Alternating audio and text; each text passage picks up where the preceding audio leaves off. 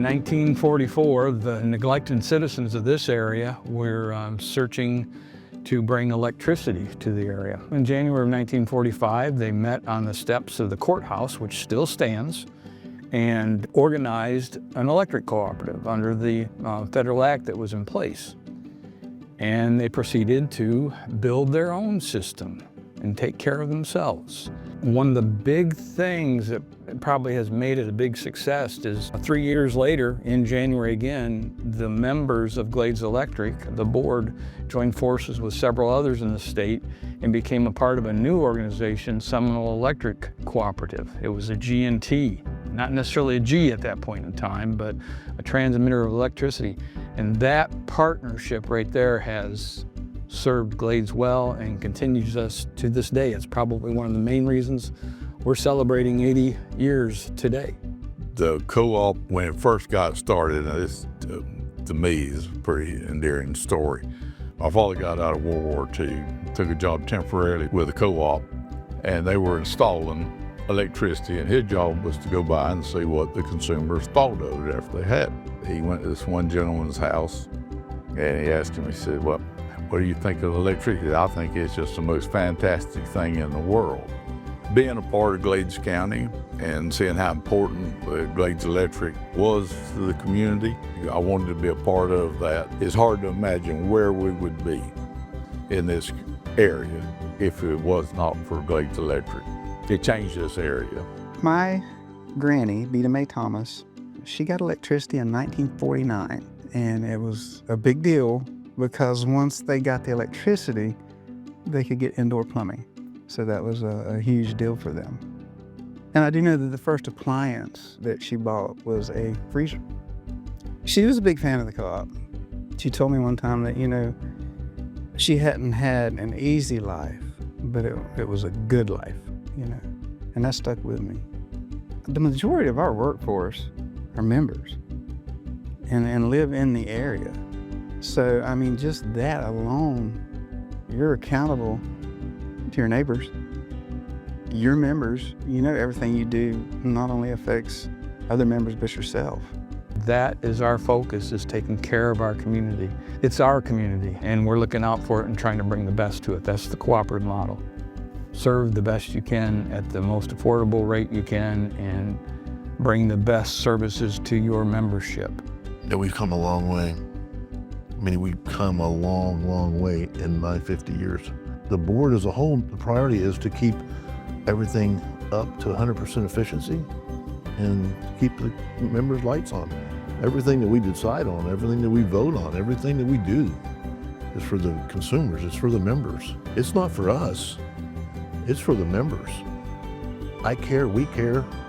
You're not just another number. I think that's a big part of it.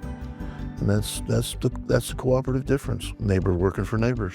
If there's a need and a desire from these community organizations, they can always count on Glades being there to have their back and lend them support. We're always listening to members and what they want. Electricity was like a necessity, and we didn't have it. And high-speed internet is the same thing.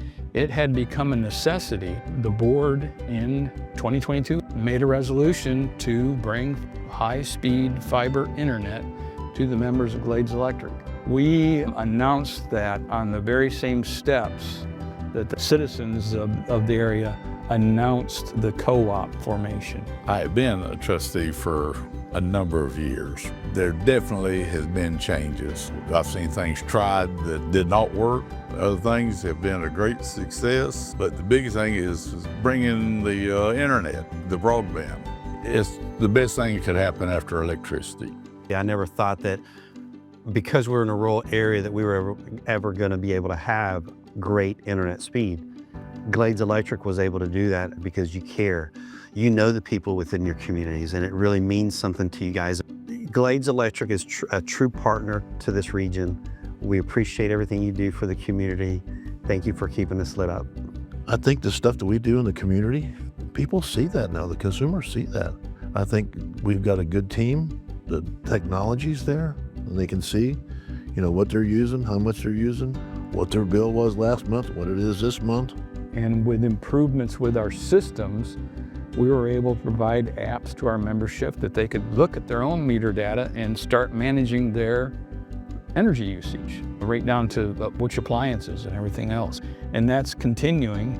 And now it's even getting better with the fiber on our system that will allow us to put even more advanced technology out on our lines and help that.